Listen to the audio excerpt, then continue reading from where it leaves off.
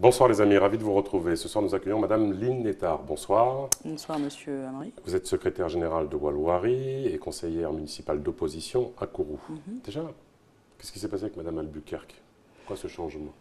Ce changement parce qu'il était nécessaire à un moment donné, lorsque on sent que le parti a besoin d'une autre direction, de manière tout à fait collégiale et tout à fait unanime et partagée, eh bien on propose un changement de direction tout simplement. Pas eu de tension, ça s'est fait. Aucune tension, honnêtement. Sarah Albuquerque, d'ailleurs, que je salue, a fait un travail remarquable pendant 2 ans. N'oublions pas que nous étions en période d'élection. Il y en a eu pas moins de pratiquement 2 élections. Et Sarah Albuquerque a fait ce qu'elle a pu, comme elle a pu, dans un contexte qui était extrêmement compliqué pour Walou-Wari, puisque, en outre de notre défaite à la CTG, qui en même temps pouvait être considérée comme un signe positif, puisque nous avions fait un pourcentage de voix non négligeable, eh bien, nous avons aussi accusé la perte du secrétaire général adjoint, à savoir M. Patrice Clette. Donc, c'est des moments, s'il y a eu tension, la tension était à ce moment-là. Et encore une fois, je réitère mes salutations à Sarah Albuquerque-Léonceau. Pourquoi pas de candidat Walou-Wari aux dernières législatives partielles de la seconde circonscription? Tout simplement parce que nous avons considéré qu'on allait à une élection pour gagner. Et encore une fois, le parti que j'ai repris en main au mois de décembre est dans une phase de restructuration qui s'annonce de manière plutôt positive. Et comme on dit en créole, nous pas courir et gratter pied en même temps. Donc on peut à la fois être dans la restructuration, dans l'appel à nouveau de nos soutiens, et puis aller encore à une élection qui était extrêmement bipolarisée, on l'a vu. Les gens voulaient voir 2 candidats, ceux qui avaient été qualifiés pour les premières élections, donc il paraissait plus sage, tout simplement, de laisser les gens décider entre des candidats qu'ils avaient choisis. Combien de membres à jour à Walou-Wari? J'aime bien parce que cette question, à chaque fois que je viens ici, vous me posez la question. Les chiffres ne veulent rien dire, surtout en ce qui concerne les nombres de... Ça dénote une envie, un engagement, un suivi. Non. Ce qui dénote un engagement certain et une adhésion au parti, ce sont les résultats aux élections. Moi, ce que je peux vous dire, c'est qu'en 2015, nous avions fait 8% des voix, et en 2017, donc pour les législatives, en tout cas de la première circonscription, nous sommes passés à 10% des voix. Donc ça veut dire qu'il y a une adhésion quant à nos idées et quant à notre parti, tout simplement. Vous êtes KO, Madame Nettard? Vous êtes sortie du ring, d'après les déclarations de M. François Ringuet à Kourou. Il a dit que finalement, il vous avait mis KO, un uppercut, et qu'il vous avait éjecté du ring.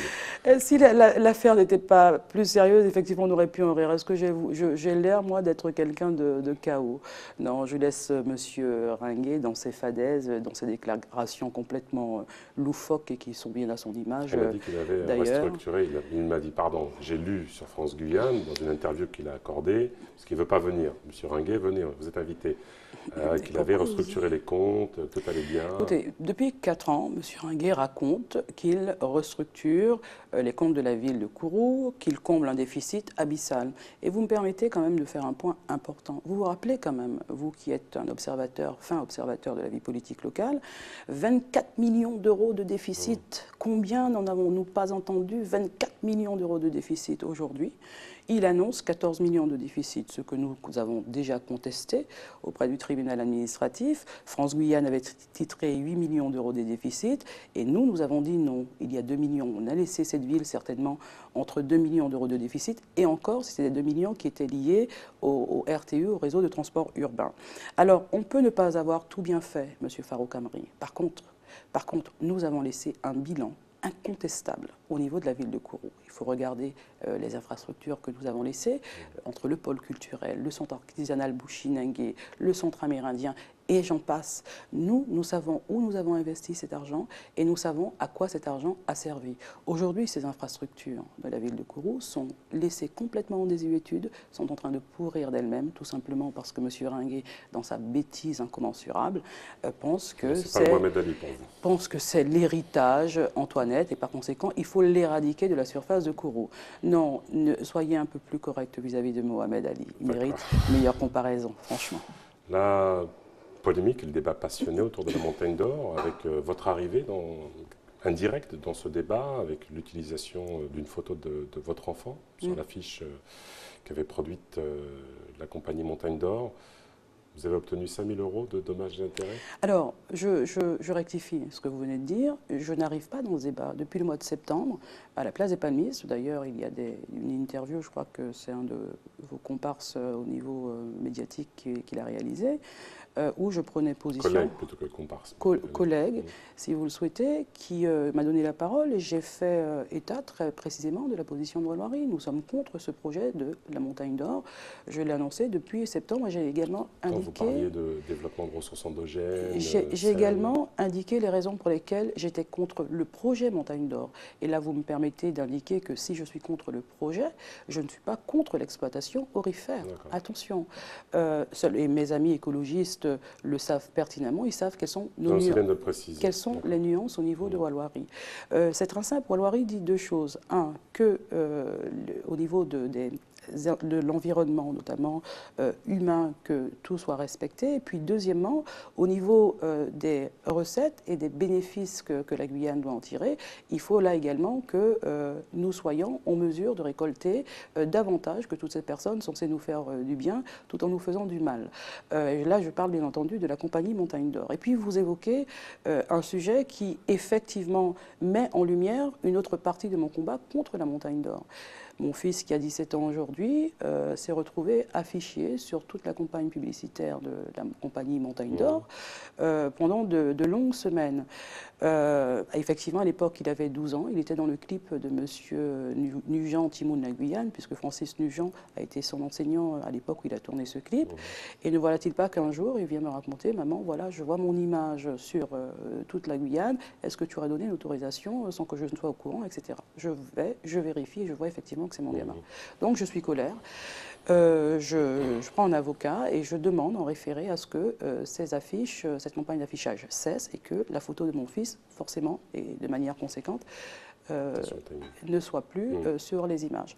J'obtiens gain de cause au niveau du tribunal et le tribunal ne me donne pas 5 000 € de dommages et intérêts. Le tribunal dit voilà une provision de 5 000 €. Vous avez dire 20 000. 20 000 Non, de 5 000 €, de 5 000 €. Et sur ces 5 000 € là, c'est une provision, c'est-à-dire que maintenant vous allez pouvoir attaquer sur le fond, puisque là on était sur la forme, c'est l'objet même du référé. Dernière petite question, Madame Netar. Et juste pour dire et très rapidement que hier, alors que j'étais... Hier, c'était le débat public. Le débat public, j'étais en vis-à-vis avec les responsables de la Montagne d'Or. J'étais encore une fois très en colère. Leur communication est définitivement mauvaise, puisque alors que je demandais à M. Paris pourquoi il avait... Le président de la Montagne d'Or, je lui disais qu'ils avaient été extrêmement incorrects. Et je criais mon indignation. Ce dernier, de manière lapidaire, m'a dit, en gros, vous avez reçu 5 000 €, en gros, taisez-vous, c'est regrettable. Je tiens à dire aux Guyanais que cette attitude de la Montagne d'Or vis-à-vis de moi, en tant que personne, en tant que maman de Noah, c'est la même attitude que cette compagnie aura vis-à-vis de Guyanais. Lorsqu'ils laisseront la Guyane à sac, ils diront tout simplement, c'est regrettable. Dernière petite question, mais vous n'avez pas le temps de développer. Est-ce que vous ne trouvez pas regrettable qu'il y ait autant de passion autour du projet Montagne d'Or et une telle démission collective autour des États généraux? Oui ou non? Écoutez, déjà pour commencer, alors c'est un sujet qu'on ne peut pas traiter en 2 minutes, mais je dirais tout simplement que pour moi, il y a une volonté de saboter les échanges et les débats. On ne met pas de manière concomitante deux débats aussi importants, la CMO et en même temps les États généraux, et qui traitent d'un sujet fondamental qui est l'évolution institutionnelle ou statutaire de la Guyane. Donc il y a une volonté de sabotage manifeste. Ne me demandez pas qui en est responsable, je serai capable de vous le dire. Merci beaucoup, Madame. Je vous en prie, ça a été un vrai plaisir. Les amis, merci pour vos retours, merci pour votre fidélité. Petit clin d'œil, mais que m'autorise Madame Netar, si la compagnie Montagne d'Or cherche un visage, je suis prêt à le vendre aussi. Voilà. À bientôt. Et Chambered, pas en dessous de 3 000.